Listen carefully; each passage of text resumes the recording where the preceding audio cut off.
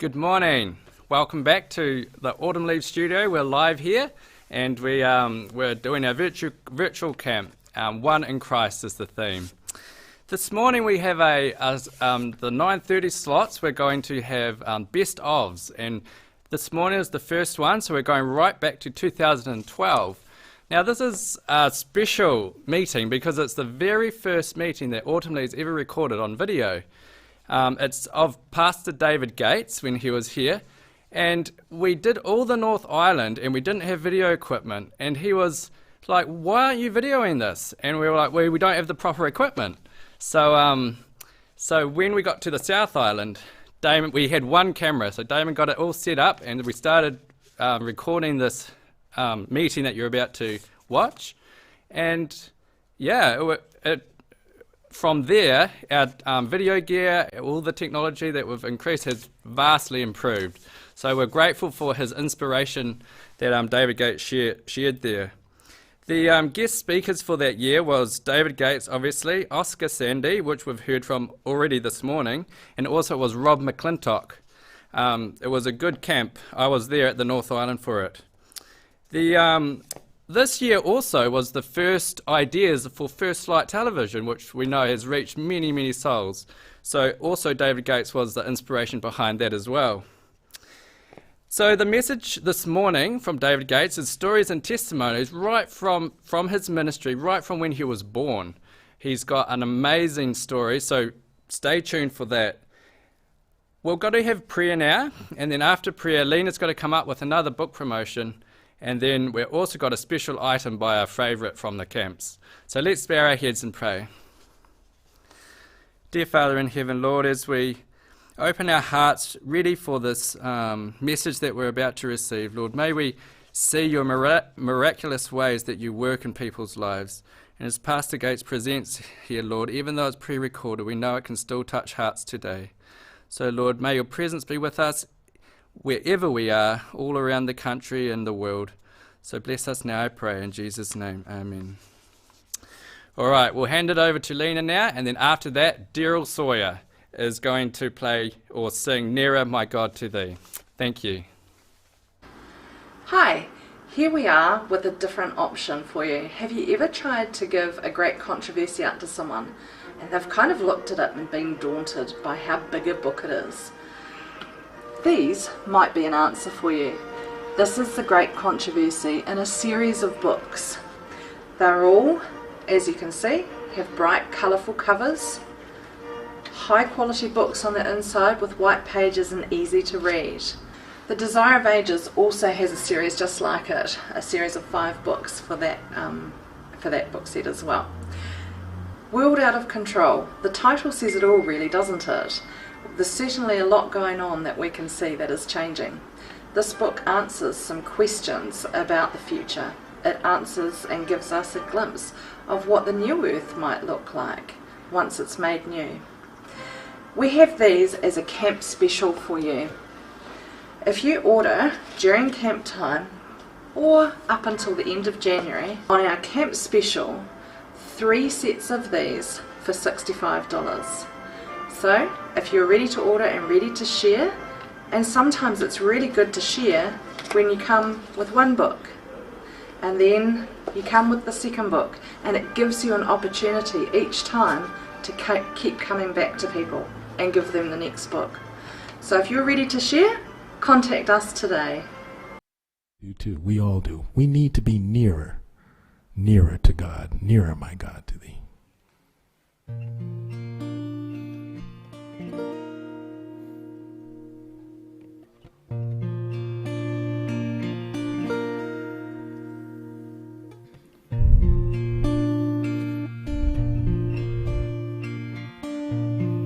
Nearer, my God, to thee. Nearer to thee.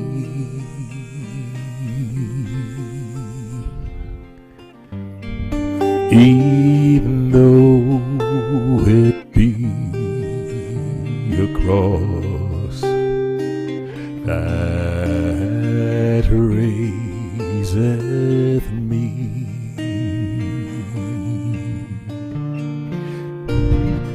Still all my song shall be nearer, my God, to thee, nearer, my God, to thee, nearer to thee. Though like a wanderer,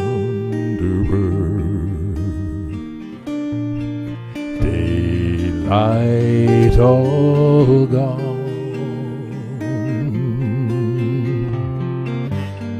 darkness be over me, my rest a stone. Yet in my dreams I'll be nearer, my God, to thee, nearer, my God, to thee, nearer to thee.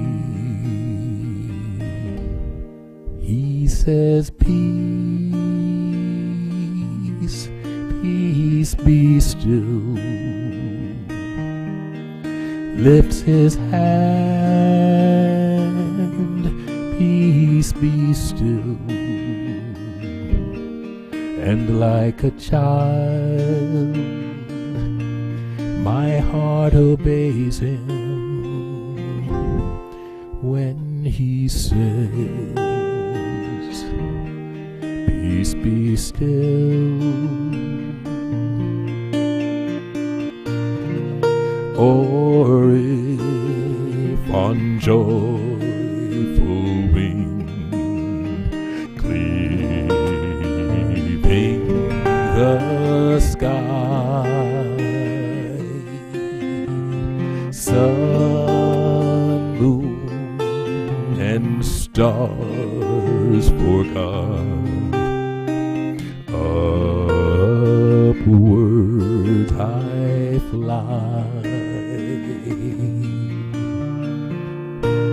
Still all my song shall be nearer, my God, to thee, nearer, my God, to thee, nearer to thee. He says, peace, peace, be still. Lifts his hands, peace, be still. And like a child, my heart obeys him when he says, peace, be still. Hear his voice, peace, be still.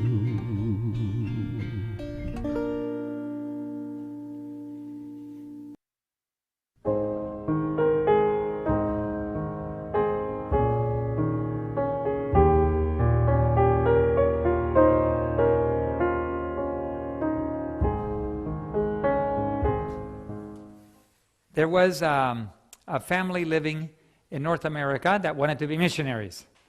And the father was finishing seminary. The mother was already a nursing instructor waiting for her husband to finish seminary. They had a little baby.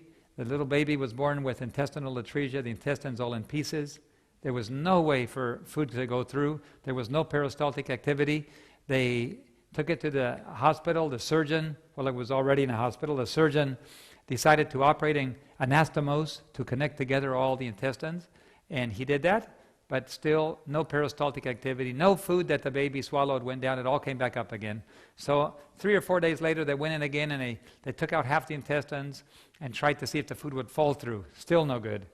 And then finally, they went in again about a week later, 3 major surgeries in 2 weeks, took out half the stomach, tried one last attempt, but since there was no activity at all, and many of the organs were in the wrong place and disorganized in the abdomen, the surgeon, who was an atheist, basically said there's no way this baby was not born capable of living. So the parents decided to have the baby anointed just before it died, just in case God had other plans for it. And so they called a seminary professor, Dr. Leslie Harding, and they knelt beside the bed, confessed their sins, anointed the baby, and then went to sleep, knowing that probably it was going to be the last day that the baby would live.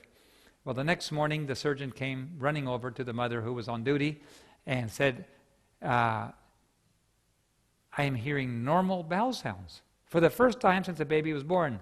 He wasn't born with that capability, but everything is functioning well. He took an x-ray and found even the organs in the abdomen had been rearranged. And he said, I'm an atheist, but only God could do something like this. The baby healed, functioned normally, and the parents did go to the mission field, and that's the story my mother told me about me. I don't remember anything. I just have the scars to prove it, and plenty of them. And so as I look back on the story of my childhood, I realized that God must have a plan for me.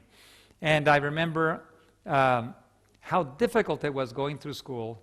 My wife and I, we just worked so hard, and after paying all the bills, we had $5 left over of income every month that we could spend for ourselves or whatever we wanted. That was just $5. Everything else was accounted for, every penny. And then we went to the mission field, and there after a few years we decided, well, you know what, nursing and aviation is not enough. You're going to have to be a mechanic too to maintain your airplane. So off to aviation maintenance school. Well, we couldn't get a job. They wouldn't give my job. My wife was pregnant. They wouldn't give her a job. So they said, if you were not pregnant, we would. And I applied as a nurse also, and they said, well, no, if you were full-time, I can't be full-time. I'm studying full-time. I just want to apply part-time. Nope.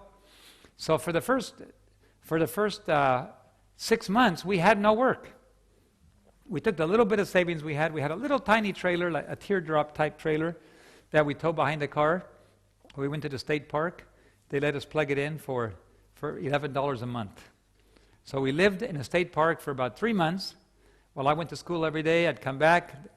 But then eventually we didn't have $11 anymore. So they unplugged us and made us leave the state park. And then we just parked it on the side of the road. And we just lived on the side of the road. But it was wintertime. No heating, no lights. And every time we'd get up in the morning, everything that was liquid was frozen. And this was our home for about 3 weeks, and it got so bad because my wife had to sit there all day long, wrapped up, while I was in school in a warm school building. And so we were just agonizing and praying before the Lord. And then, wouldn't you know, one of our friends in school went to the landlady of his apartments and told her about us. And she was a German lady. My wife and I had taken German in college, so when we met her, we could speak a little bit to her. At that point, since then, we've been able to make it, we became more conversant. And so we talked to her, and she just fell in love with us, and she gave us a free apartment. And we kept that free apartment until we both got jobs at an Adventist hospital. Every weekend, I would work Saturday night. While I was sleeping, she would work Sunday morning. And then then afterward, I would wake up and I would work the third shift. And with 3 shifts every weekend, we could keep it. We could make our payments and everything. So we started paying for our rent, and we did that for 2 years. Had 2 daughters, and then eventually finished school and went back to the mission field. So that's kind of a summary. But right before we went to the mission field, a very interesting thing happened. We had been scraping the barrel, like we say, all these years of school, just barely having enough. Now as we look back, we would say almost extreme poverty, but we didn't know that. We just figured that's just the way most people live. They just don't have that much. And so just before we're ready to leave, I got the 2 or 3 incredible job offers. And I asked myself, this is the first time in my life we could be comfortable. I could make much more than what we need to live. We'd have money left over. And the Lord said, David, that's not what I prepared you for. I know, but I could be comfortable. I mean, look how many years we've suffered without money. I could. The Lord said, I saved you when you were a baby. I saved you over and over again when you were a child.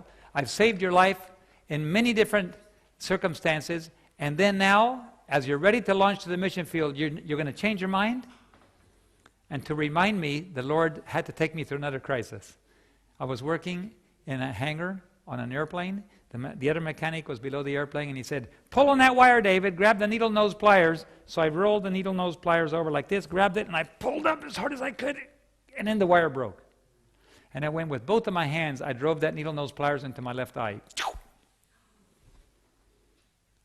And there was an explosion of red, and I knew that I couldn't see in my left eye anymore. Because I did it with all my might, stuck it straight in. And I reached up, I got on my knees, and I went, oh Lord, oh Lord. I reached up, and I expected my finger to go straight in to my eye. No, I still had an eye. I expected fluid to come running down my cheek. And so I couldn't see anything, so I went to the bathroom and looked, and I found that the pliers had hit my eye, gone to the side, gone under my eyelid, and came out the other side of my eyelid.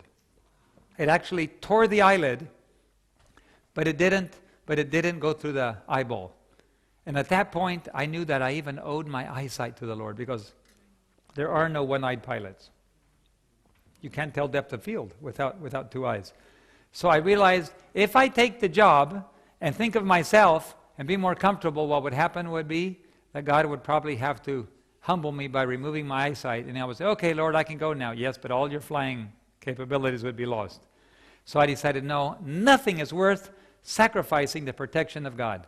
So my wife and I accepted it, and they doubled the offer. Just before I said they doubled the salary they were going to pay me.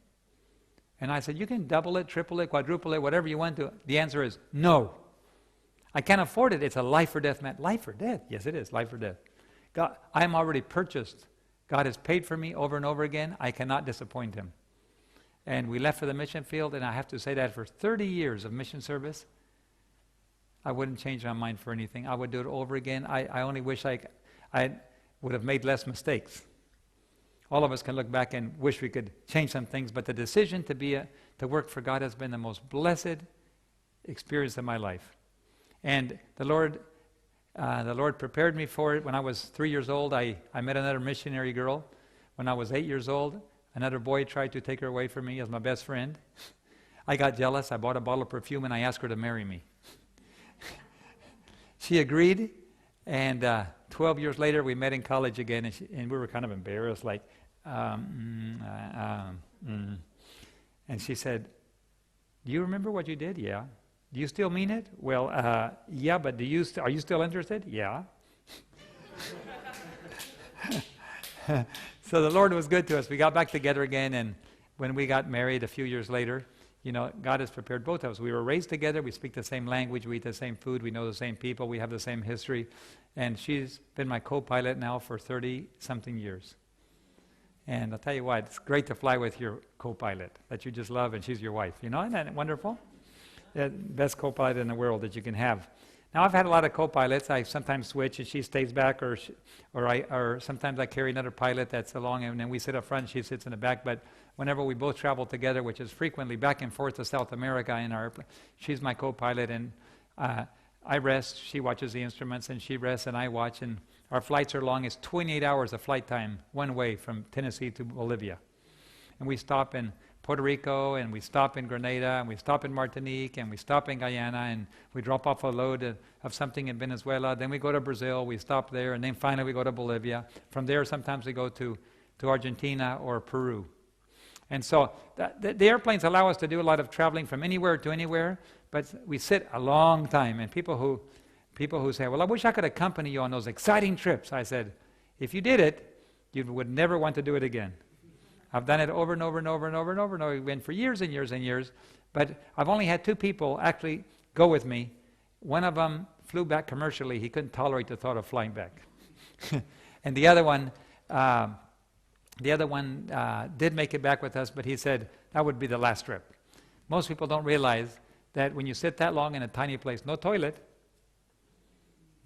ladies, and children who are there alone, they get very bored unless they're doing something useful, but hour after hour after hour after hour, it just goes on and on. You're sitting in your little space and you can't move. It's not like the airlines where you can stretch and walk around and go to the toilet and come back and maybe even have a TV screen in front of you.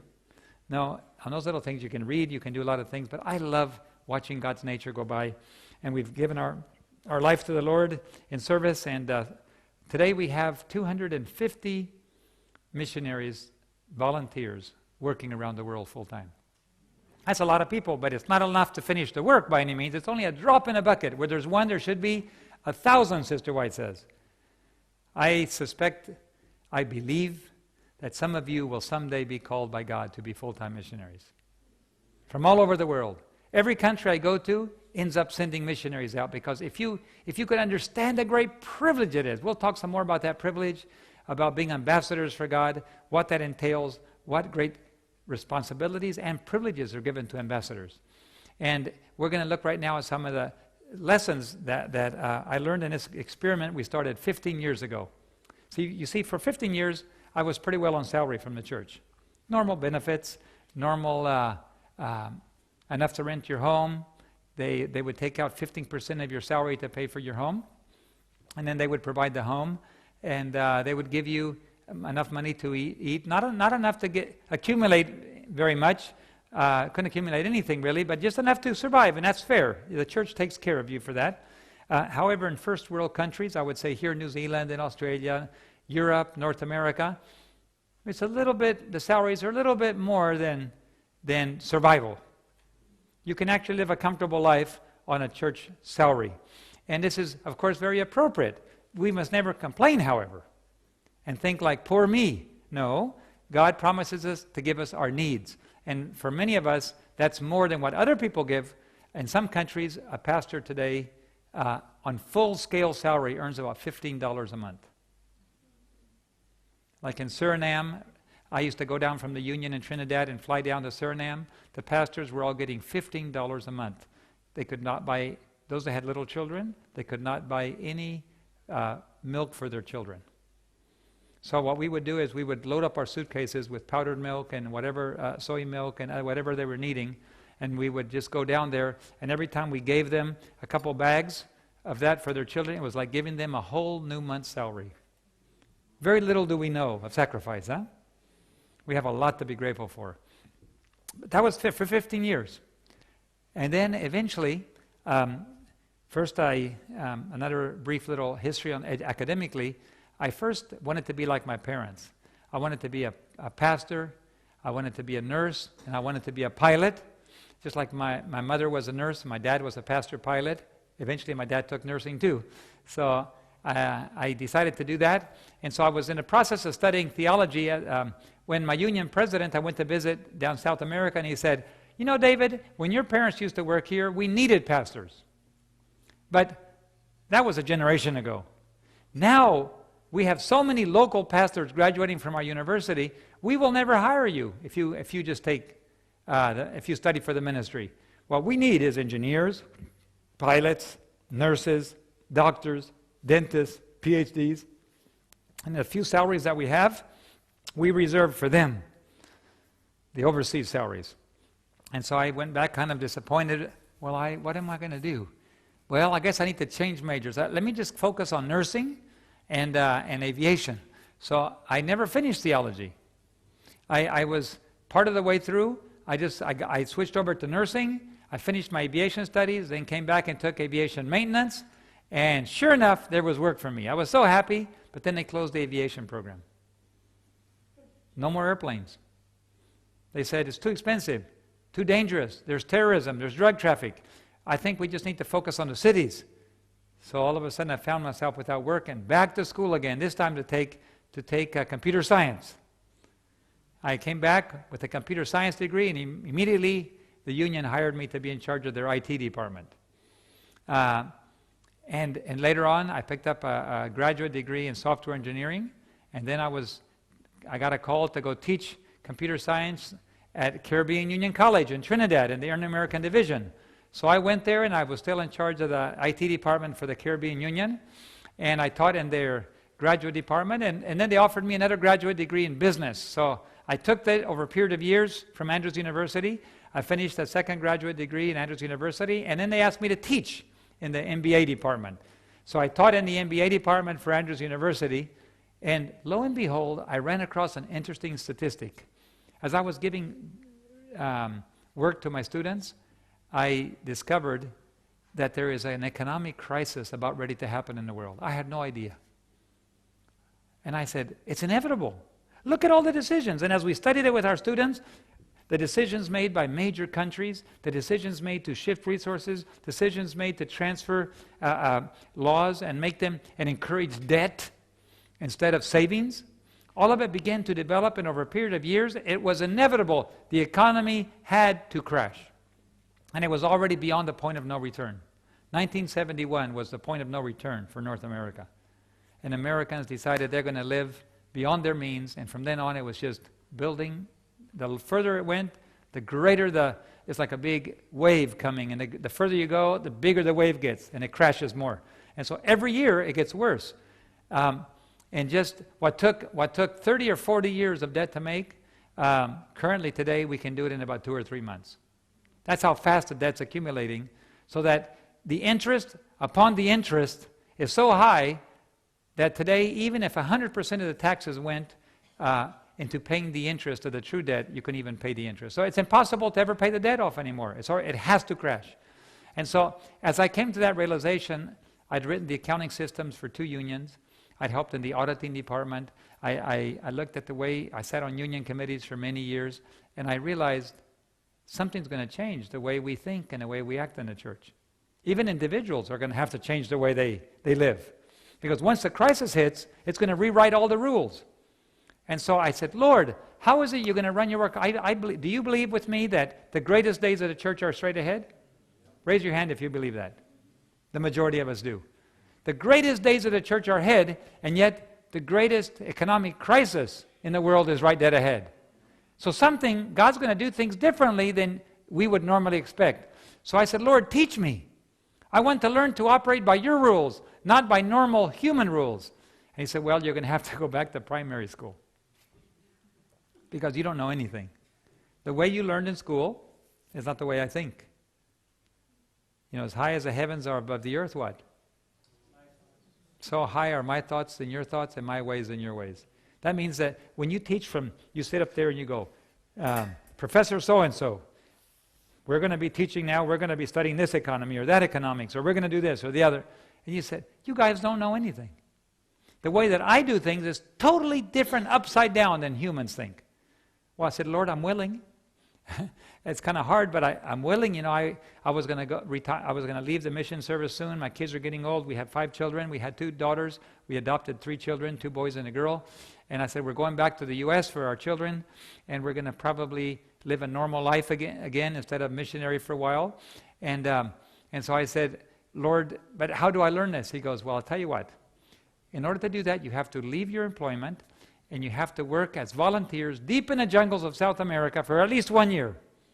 During that 1 year, you will depend solely on me, and you will live by what the biblical principles are. And during that year, I will teach you how to operate by faith. Well, I talked to my kids, and they weren't too excited. I made a trip to Guyana, right on the north coast of South America, part of the Caribbean Union. We flew back with the administration, 2 hours in an airplane into the jungles, visited many of the native tribes. We sat there on Sabbath. I sat there next to the administration as the Indians came up, and the elders of the church came up and said to the conference president, you know, we haven't had a pastor here for 30 years. we could use a pastor. And the president said, but it's 200 miles away. There's no way to move our pastors in and out. And we can't afford, we don't have our own airplane. We can't afford to charter an airplane just to bring a pastor in and take him out and bring him in and take him out. He said, this is an impossible situation. And we don't know how to solve your problem. And then they went back and talked in their dialect a little bit. You could hear them talking. And then they came back and they, instead of going to the president, they came to me and they put their finger right almost on my chest. Why don't you come? I'm only here observing. I was only watching. I'm listening. I haven't. And they said, you're a pilot. You're a nurse. You could be our pastor too. And the conference president looked at me and said, well, David? I said, how much do you pay? And he said, nothing. It would have to be voluntary. Yeah, but I got 5 children. Well, Brother Gates has 5 children. It would be impossible for him to come. You understand. We really don't have a solution. But I went back home and I started thinking about it. I said, this is the opportunity. There's a need. There's an opportunity. There's no money. Only God can save us. So I talked to the kids and they said, well, how is it back there? And the girl said, is there any running water? Oh, yes, there's running water. You grab 2 buckets and you run down to the river and you run right back. And they said, well, I said, you're going to have to take a bath in a river. There's no other way. And the boy said, are there any snakes? Yes. Okay, goody, we'll go. We want to see the snake. The girl said, what? So we had a conflict in the home, but we all agreed to go for 1 year. During that 1 year, well, we'll spend a lot of time together. As a family, we'll be together. We'll minister to the children, to the women, to the men. We don't have an airplane, but that's okay. We'll just live in that one village, and we're going to have fun together because we're going to have so much time to be together. We'll just live and there's a tiny little house. The house was as big, the entire house was about as big as one little tiny room, just about from that corner there. That was it, all of us. So we put all the kids in one room and Mom and Daddy in the other room, and that was it. And we had a little kitchen. 2 bunk beds and on the floor. Eventually the Indians built us something bigger, but we moved into the jungles and thus began our experiment 15 years ago. And the very first lesson, well,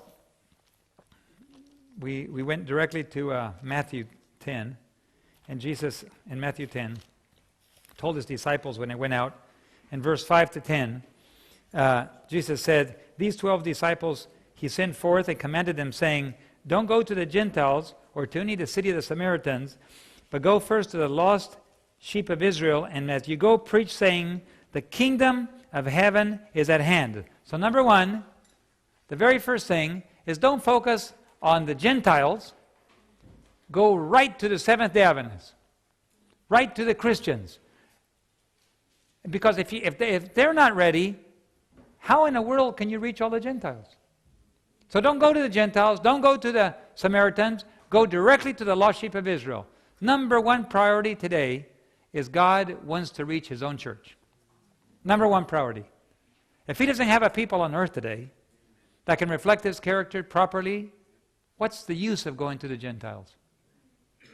The Gentiles will just get the wrong idea. The Gentiles will look at you and say, if that's what God is, I don't want anything to do with your God. You're just living like anybody else. You're selfish like everybody else. You spend your money and your time like everybody else. What in the world? You don't have anything even better. In fact, you're worse off than I am because you're trying to play the splits. 1 foot in the church and 1 foot in the world. It's more comfortable just being in the world than playing splits than playing in a split thing like that. So God, Jesus specifically said, go directly to the church first. And the very first thing you need to teach them is the kingdom of heaven is at hand. Now, what does this mean? Are you convinced the kingdom of heaven is at hand? If I ask Seventh-day Adventists to raise their hands if they believe, let's do it. Do you believe Jesus' coming is near? Raise your hand. Thank you. This is exactly the same response I get in every Seventh-day Adventist church. And it's all a lie. Most Seventh-day Adventists do not believe that. Because the only way that you can know is where do you spend your money and where do you spend your time. If you really believe Jesus is coming back soon, why in the world do you spend most of your time and money on yourself? That's like being on a Titanic. Now, let's assume a Titanic is cruising along nicely and everything is normal. Would you normally make your bed in the morning? Would it be a good thing to make your bed? Would you teach your children to make their bed? Absolutely. What about maybe dusting the furniture? Washing the dishes? Is that a good idea? Yes. But suddenly the Titanic strikes the iceberg and it starts to tilt. People are scrambling everywhere trying to get into lifeboats. Is that a good time to make the bed? How about practicing the piano? Washing the dishes? If anybody's practicing the piano, washing the dishes, or making their bed while a Titanic is beginning to sink, what would you say? They're crazy. The elevator doesn't go to the top floor. They fell out of a stupid tree and hit all the branches on the way down. Whichever way you say to say stupid, somebody is not thinking right. Because if you're actually living normally during a time of crisis, this is crazy. Now, how many of you believe that we're living in a time of crisis? Raise your hand. Less hands, huh? A little scared to raise your hand this time? Are most Adventists living like if it were a time of crisis, or are we living normal lives? Yes. If you live normally in a time of crisis, this is called craziness. Now, people who don't know any better, that's understandable. But God's own people, to live normal lives in a time of crisis, no wonder Jesus says, don't go to them first, go to the lost sheep of Israel and tell them the kingdom of heaven is at hand. To get ready. It's urgent. Something is about to happen. So that's the number one priority, and I've dedicated my life in my speaking appointments the last 10 years. I've dedicated primarily to speaking to churches. Because if we are convinced Jesus is coming back soon, it will change the whole way that we think about life. And I'm serious. I am absolutely convinced that if we really believe Jesus is coming back soon, it will naturally change the way we spend our time and naturally change the way we spend our money. Do you agree? So don't vote with your mouth or your hands. Vote with your actions. That's really where your heart is. If you spend your money trying to reach people and you spend your time trying to reach people, you know what? You do believe that Jesus is coming back soon. Otherwise, you don't believe, regardless of what your mouth says. Right? Okay. I'm not trying to be easy on you tonight. I'm trying to sound the gong to wake you up. So therefore, I put it in black and white. Just measure your time and your money, where you spend it. You just voted. That's where it is. Okay? And it goes on here. In verse 8, heal the sick, cleanse the lepers, raise the dead, cast out devils, freely have received, freely give. Next principle. Get busy with the mission. Take care of the sick. Cleanse the lepers. Now, in Jesus' time, it was impossible to cleanse the lepers. Right? Was it impossible? In Jesus' time? Jesus did it. No. Humanly impossible. Impossible. Absolutely impossible. And yet Jesus ordered them to do the impossible. And he says, raise the dead. Is that still impossible today? You say, well, maybe they're spiritually dead. I know, but Jesus raised the physically dead too. And so did the disciples. So whichever way you want to look at it, it was impossible. And it's still, I've worked in an emergency room for years. And one guy told me, one time I died 5 times in the operating room. You didn't die, your heart stopped. When your brain stops, that's when you die, not your heart. When I got married and I saw my father-in-law walk in with my wife, my heart stopped too. And then I noticed he had one on each arm. He came in with 2 brides. Now there was a problem, but not for long, because next to me was the other groom. It was a double wedding. 2 sisters. My father-in-law with one daughter on one and one on the other came in, handed me one and handed the other one to my brother-in-law. And if our heart stopping doesn't mean we die, because I've shocked people, the heart gets going again, and they're still living because the brain hasn't died. But here we're talking about raising brain-dead people. Is that still impossible today? Humanly speaking, it's impossible. So Jesus is not in the habit of asking us to do the the possible. He orders us to do the impossible. Later on this week, when we look at what we have to do, you will say, but that's impossible. Remember the sermon tonight. We are ordered to do the impossible because we can only do it through Christ's power. Is that clear? Okay? If the disciple says, we can't do it, we can't obey, forget it. They wouldn't have been disciples. They would have been disobedient, sleeping, lost sheep of Israel. Instead, they went forth and obeyed. And they came back and Jesus said, did you lack anything? And they said, nothing, Lord. Even the demons are subject to our power. In other words, they did the impossible through Christ's power. And one thing that we have to also remember is the next principle right after that. It says, provide neither gold nor silver, verse 9, nor brass, nor scrip for your journey, neither two coats, neither two staves, for the workman is worthy of his hire. So God promises to take care of his people. So when he sends you out, he says, I'll take care of you. Do the impossible, do it through my power, and the workman is worthy of his hire, of his food. You will have your needs taken care of. You won't be floating in cash. You won't be floating in comfort, because if you're training for the Olympics, nobody sits around in comfort.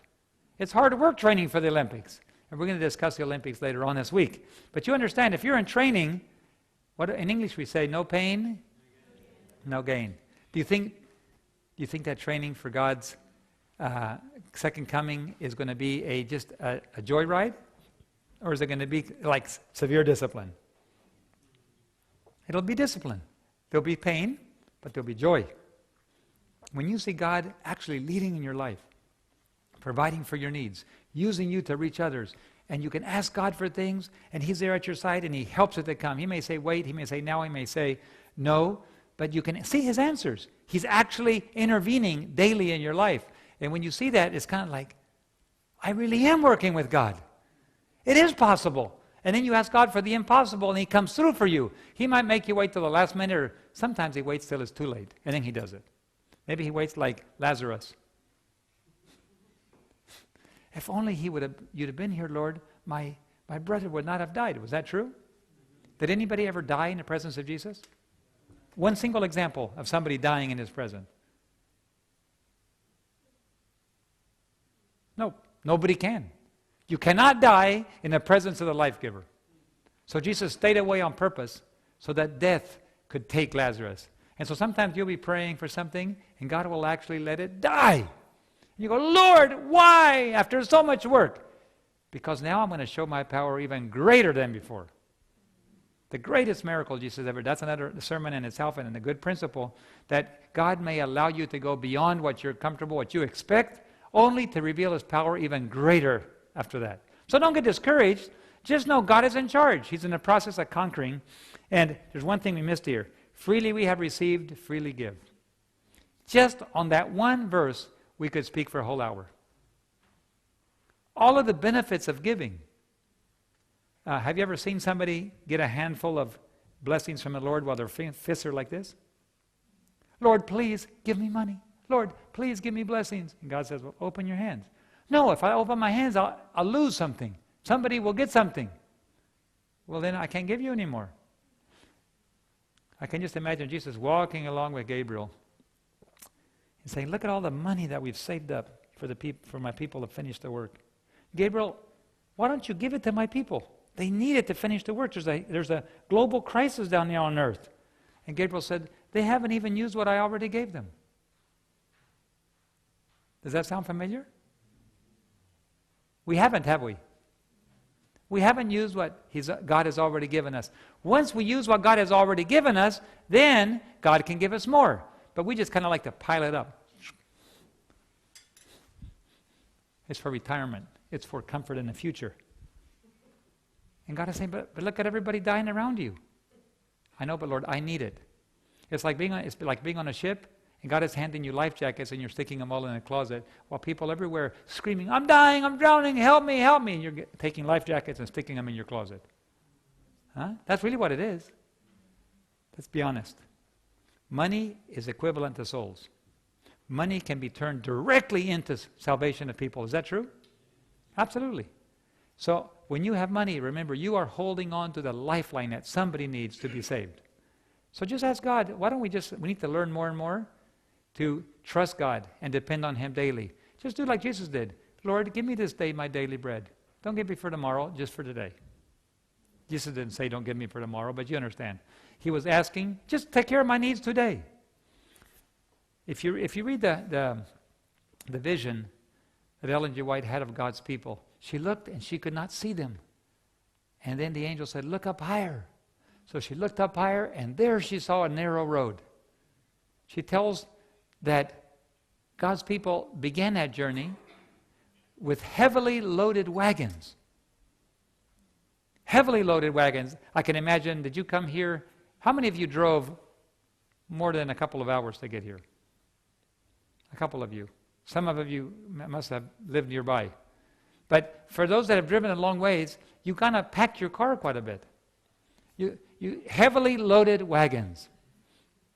Maybe some of you that just from nearby packed your car. That's what I'm assuming the laugh was about. Oh, you came 2 loads? Okay.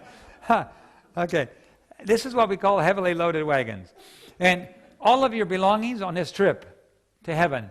But she said the road got so narrow, they couldn't carry those carriages anymore. They just would fall off. So they offloaded as much as they could in heavy suitcases, and they put them on the horses, and they went on horseback. But as the road kept getting more narrow, the horses kept hitting the luggage against the wall and swaying very close to the edge. They were in danger of falling off. So they had to get their knives out, and they cut loose the baggage. And it fell down over the cliff. Now think of this. That's where your hairdryer is. Your underarm deodorant. Your notebook computer. Your charger for your phone. It was in those heavily loaded bags. And when you cut it loose and it goes, you no longer have what you used to have. Is this right? I mean, cutting a suitcase is basically, those are the things that you live on daily. And they went off the edge, and finally they had to go on foot, and all they had was themselves. And then as it was getting so narrow, a cord was let down from heaven. And they were holding onto that cord, and it helped to keep their balance so they wouldn't fall off. But the path kept getting more narrow and more narrow. Eventually they took off their shoes. Eventually they took off their stockings or socks. They saw blood spattered in places. They were scared, but then they realized somebody else has gone before us. If they made it, we can make it too. So they went on. And eventually the whole path ceased to exist, and there was nothing left. By that time, the cord had grown to the size of their body, and they could hang on. And the only option left was to hang on and swing across to the other side. And somebody said, well, what happens? Can we trust the cord? And somebody said, God holds the cord. So they joyfully threw their weight onto the cord, and they swung across to the other side. Now, what can we learn from that? Did you know, brothers and sisters, that we are on that path today? God is not asking His people to accumulate resources today. God is asking His people to cut loose, cut loose, cut loose. Press together, press together, press together. Get ready, get ready, get ready. It's interesting that she repeats all those 3. Oh, she has one more. She goes, educate, educate, educate. Interesting how God repeats things 3 times sometimes, just to get our attention. So we are to press together, we are to get ready, we are to cut loose, and we are to educate others. And so as we look at that, we realize today there's 2 conflicting things. The world tells us to be more secure in the future, we have to accumulate things, have bigger cars and heavier loaded wagons. That's the only way to survive the future. But that wagon cannot get to the destination. The only way to get to the destination is to cut loose and keep going more narrow and more narrow and more narrow until finally your shoes, your basic things that you need for survival are gone. And all you have is you and God. Now you're learning. Now when all you have is God left, you're almost there. And eventually, all you have is God, and all human support is cut off. Is a time coming when all human support will be cut off to God's people? It's at that time that all they will have is God. And it is at that time that they are getting ready to swing across. But meanwhile, it's a process of learning how to trust God. How many people do you think will go from a heavily loaded wagon to jumping off the cliff and holding onto the cord? You think that's possible? You can't go from comfort directly into extreme faith. It's a process. What if I told you, I've decided, now that I don't have speaking appointments in 2012, I've decided to train for the Olympics. And you go, well, what are you going to do? I'm going to be a weightlifter. I'm going to pump iron all this year. And I'm going to be ready for the Olympics. Would you believe that that's possible? You go, come on, David. You're going to pump iron? You're going to be a weightlifter? I mean, those guys have arms and legs like this and arms like this. How in the world? You can't do that in 1 year. You have to, first of all, you have to be built like it, and then you have to exercise and exercise for years. I said, I'm just going to practice a lot. My friends sometimes in Bolivia call me the chemist, el químico. And I say, well, why do you call me el químico? Because, David, you don't have anything of physical. You understood that, even if it's Spanish, you understood that one, didn't you? There's some people that have physiques that are built, and I don't.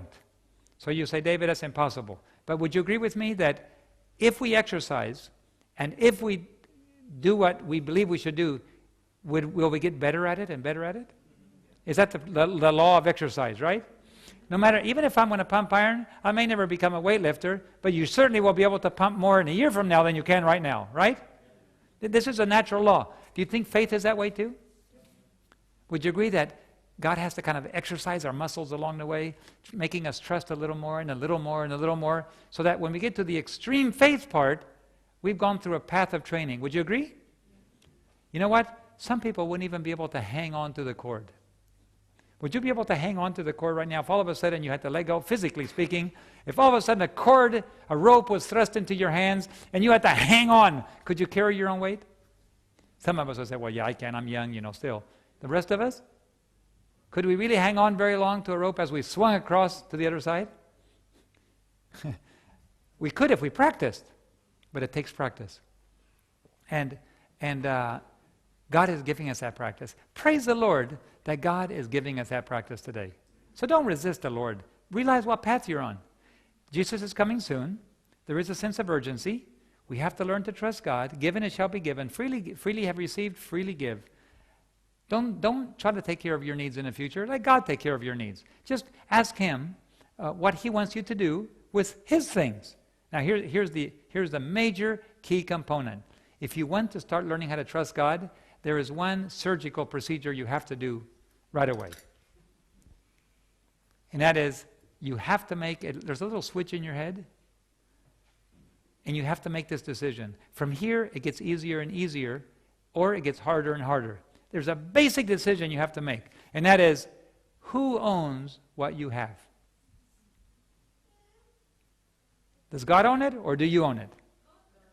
Your car, your house, your bank account, your influence, your education, your life, your home, your children, your spouse? Huh? Who owns them? The Lord does. We don't act like it. We act like when we're giving something up that we're suffering great sacrifice. It's not even ours anyway. You see, that's why we got to make a decision. It'll be much easier for you if you can make that decision tonight. Just say, Lord, I want to recognize everything that I have as yours. Bing, it's now yours. From now on, I own nothing. One guy came to me and said, but I worked hard for my things all my life. A physician came to me one time, years ago. I worked hard for my things, and I've earned it. How come you say it's not mine? I said, who gave you your brains to study medicine? God did. Without brains, you could never have been a physician. So stop boasting and start giving credit to whoever owns it. Everything we have came from God. So the very easiest thing to do, it's not easy to do, but it's simple to do. Lord, you own everything. Now once you make that decision, let the crisis come. Let anything happen. You can't lose anything because you don't own anything. Isn't that great? It's great to be penniless.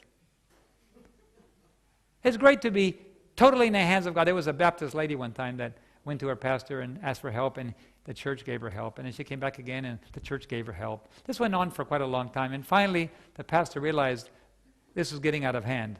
So he met with the church board, and they said, you know, she could do something different, but she's becoming dependent on us. This is not good. It's not assistance anymore. It's dependency. So when she came back, the pastor told her, I'm sorry, my sister, we can't do it anymore. What? We can't. He says, we just can't. You're not pulling ahead. You're becoming more and more dependent. We're putting you in a very bad position. We just can't help you anymore. You're now in the hands of God. And she goes, is it that bad? It's not bad to be in the hands of God.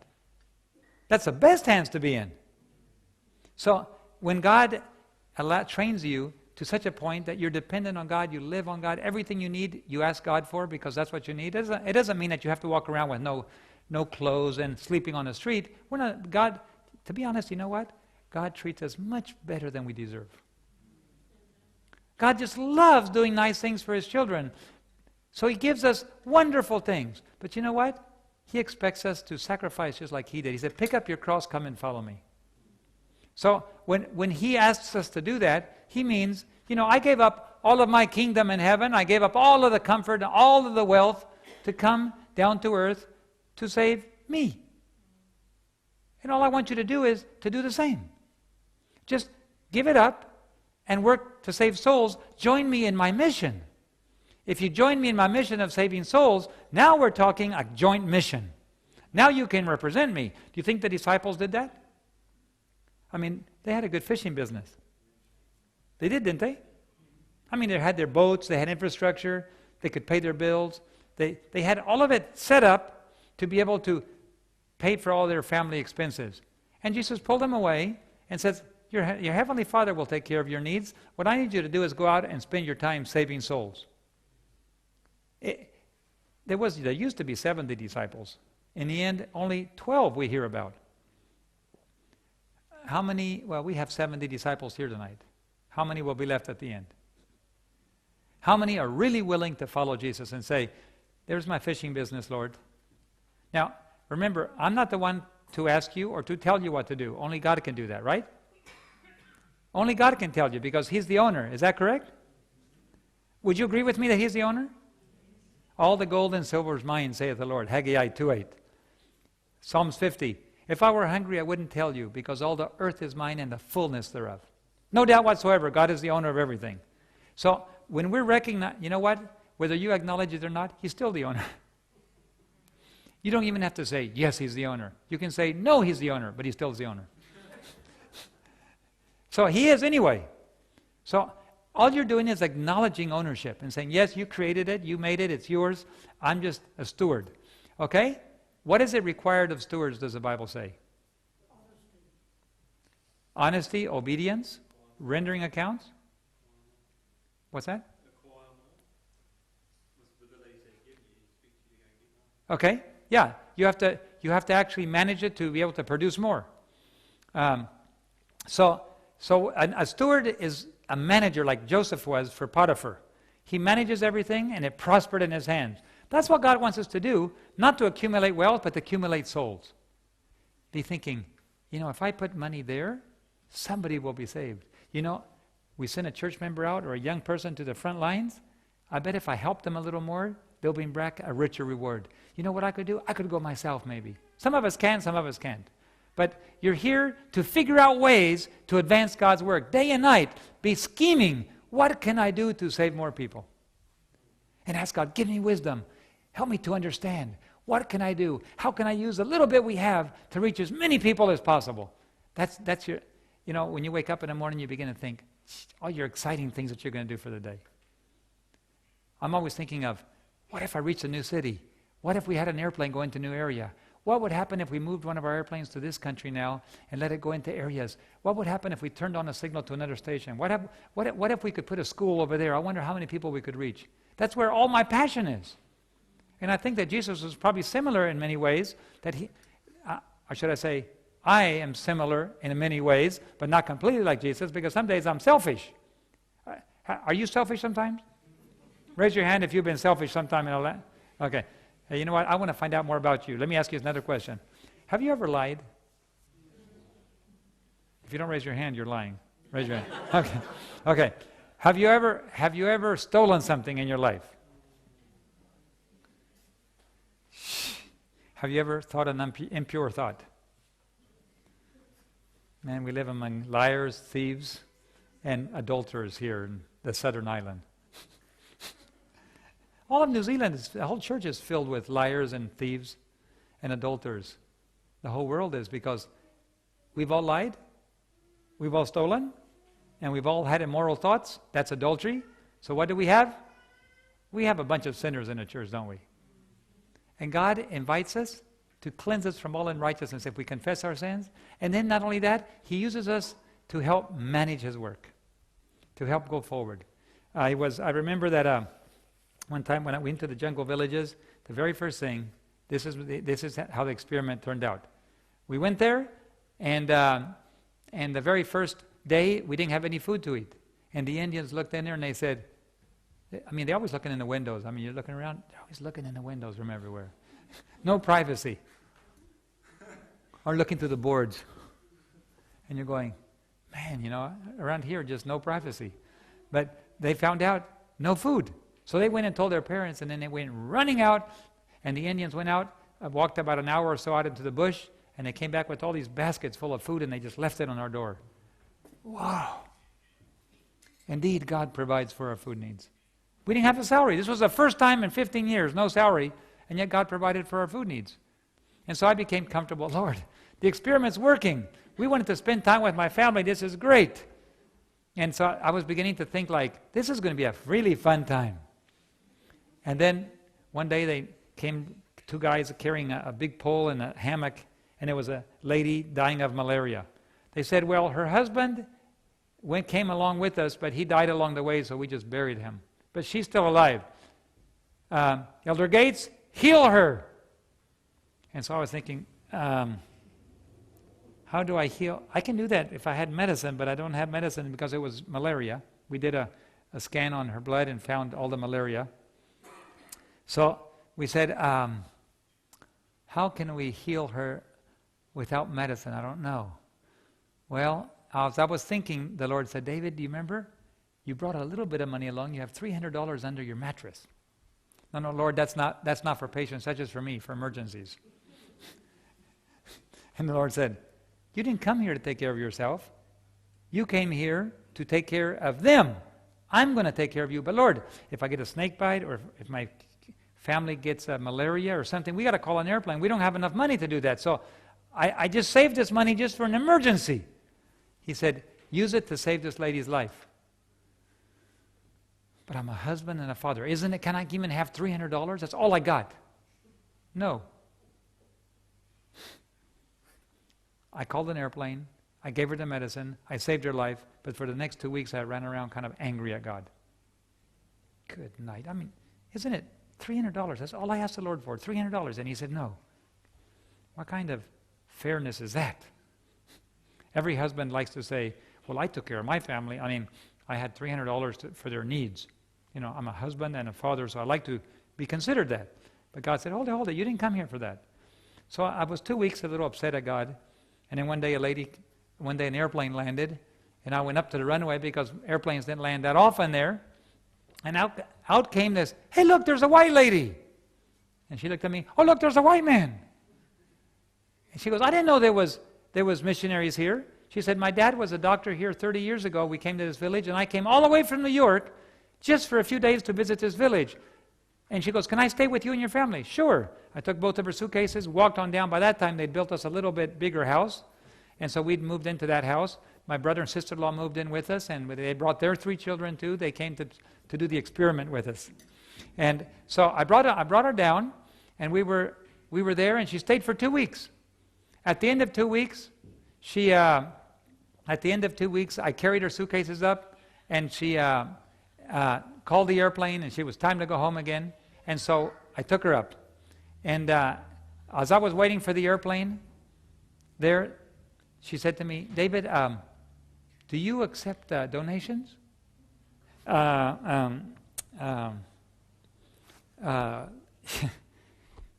Yes. I didn't know what to say. She caught me by surprise. She handed me an envelope. And after the plane left, I started feeling so badly. I said, Lord, to be honest, I'm sure you put $300 in that envelope. I'm sure you're just giving me back the money. So you know what I'll do, Lord? I'll just ask you to forgive me, okay? As I open this $300, this envelope up, I know you give me back the money I sent. And I'm sorry that I was so selfish. So I opened it up, and inside was $1,700. And then I really felt badly. And the Lord said, give, and it shall be given unto you. Pressed down, shaken together, and running over shall men give into your bosoms. I went down very humble. I said, Lord, I learned my lesson. It's not about storing money. It's not about keeping money. It's about being a manager for you. You just asked me to give up $300 so you can give me $17. Now I can buy all the medical supplies I need. I can bring in an airplane. I can go to town. I can get all the supplies, bring them in. We can do we can bring Bibles in. We can bring lesson quarterlies in. We can get much more. So I spent all of $1,700 just like that. And more came in. And I spent it again, and more came in. And I never again was afraid of spending every penny I had. I learned my lesson at one time. Even if you give up everything and spend everything, it just comes right back to you. Because the next gift was for $10,000. And we built a school. And that building, the first building, cost $20,000 because they had to go out and cut the wood and everything and all the supplies. We brought airplanes in with supplies, built the first building, and then another one, and then another one, and then another one, and then another one. Each of them was $20,000. And finally, the last lesson we learned is that when several village captains came to see me, they said, can you come with me to my village? And I said, of course, Captain. Where do you live? Not very far, only 4 days walking in this direction. I don't want to walk 4 days, I'm sorry. And then if I walk 4 days, I got to walk back, right? Of course. That's 8 days walking just to spend a couple days with you. That's not a very good investment of time. So I said, let me pray for an airplane. If I get an airplane, I'll come to your village. And I prayed for an airplane and prayed for an airplane. I figured the money could come. God had plenty of money. I mean, if he can build a school, if he can pay for malaria medication, if he could pay for supplies. So I went ahead and prayed nothing. And then one day I was reading Exodus 14. And as I was reading Exodus 14, there's Moses standing by the Red Sea. And God told him, tell the children of Israel to go forward. And when I read it, it was like a knife stabbed to my heart. David, you've been begging for money for an airplane. Stop begging me and go forward. Go buy yourself an airplane. What? With no money? Go forward. Stop begging. Whoa. I'll tell you what, that was a lesson I'd never learned before. How do you go forward when there's no money? But God said, go forward. In an impossible situation. So I flew to the U.S. I looked in a big magazine called Trade a Plane, and I found the airplane I wanted. But I looked at the price and I went, oh my, that's too expensive. I could never ask God for that kind of money. So I went to look for a smaller airplane. I found the airplane, but it was still too expensive. I just didn't have the conscience to do that. So I decided, well, the only other alternative is to find an airplane that doesn't work. So I went and found one. There it is. It was the right model of airplane. It had a big engine, had souped up wings, but no paint. The tires are flat, no brakes, the engine's worn out, the instruments don't work. Basically nothing worked. It was just an airplane with 2 wings. I said, Lord, could you give me this airplane, please? I don't want you to think I'm asking for too much, so if you'll just give me this one, at least it's something. And Jesus was walking with Gabriel that day. And Jesus said, Gabriel, look what David's asked for. I would have given him a nice airplane, but look what he's asking for. He's asking for an airplane that doesn't work. Nothing works on it. Well, according to your faith, be it unto you. Gabriel, give him enough money. And the day that I went to look at the airplane, a lady handed me a check to buy the airplane. And then I went, why didn't I ask God for something better? I've never made that mistake again. Never ask God for a dumpy, old, broken down airplane. Ask him for something that flies. And today, God has given us 27 airplanes around the world. 1 helicopter. Philippines, Mongolia, Africa, South America, Europe. And I have to tell you that I've never, again, asked the Lord to give me something broken down. I said, Lord, we don't have time to fix. A whole year it took me to fix that airplane. And the money came in, and we fixed it up, and I began flying. I thought I'd gone to Guyana to spend time with my family. So many people were dying. So many people were begging for help. A tree fell on somebody. Can you imagine a tree falling on you, and you have broken bones and pelvis? Do you just say, well, no, I want to spend more time at home? Or do you go take them to the hospital? You have an airplane. What would you do? You have no choice. You go take them to the hospital. But while you're still flying, they call you on the radio and say, there's another lady that's hemorrhaging from a delivery. Probably she will die if you don't take her to the hospital. But I wanted to get home in time to play ball with my kids. What do? Go pick up the lady. And then while you're doing that one, they call you and tell you, there's on that other village over there, there's somebody dying of malaria. Can you bring him to the hospital? Okay. And then just before sundown, you pick up another one, take him to the hospital, and then you go home. Just as the sun is going down, you get home, it's dark already. You take a bath in a cold river at nighttime. You go home, you eat supper, and you go to bed knowing that at 5 in the morning, you have to go to the airplane again, fill it up with fuel, and begin another 12 hours of nonstop flying. 7 days a week for 4 years. Flying 1,000 hours a year. I prayed for help. I didn't get help for 4 years. It was a very difficult time in my life, but God provided the gasoline. He provided a very nice airplane that we still have, we still use, and God gave me plenty of work to do. But I wanted to have fun. I wanted to enjoy time. I wanted to just be at home. It never happened. I just went home to sleep at night. And all our family talked about it, and we said, you can't leave them. If they're dying, you have to do something. But it made such an influence that the entire country was influenced. And tomorrow I will tell you, if I get to include that, how we finally got our permanent operating permit. In 45 years, we're the only religious organization that has ever got a permanent operating permit for Guyana. We have access to the entire country. And just how we got it is an incredible, it's a funny story. But the Lord used politics, and it became one of the platforms of one of the committees. One of the candidates running for presidency. If you elect me, I will allow David Gates to have a permanent operating permit. He said it on national television. Can you believe it? I had to leave. I was embarrassed. I thought, that story is a very interesting story. But if you can remember the 3 things for tonight. Number 1, if God calls you to do something, He will provide for your needs. Number 2, He will ask you to give up more than you're comfortable with.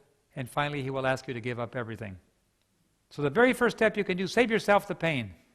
Give it all to God right up front. It's all yours, Lord. What do you want me to do with your things? Bam! You just solved your...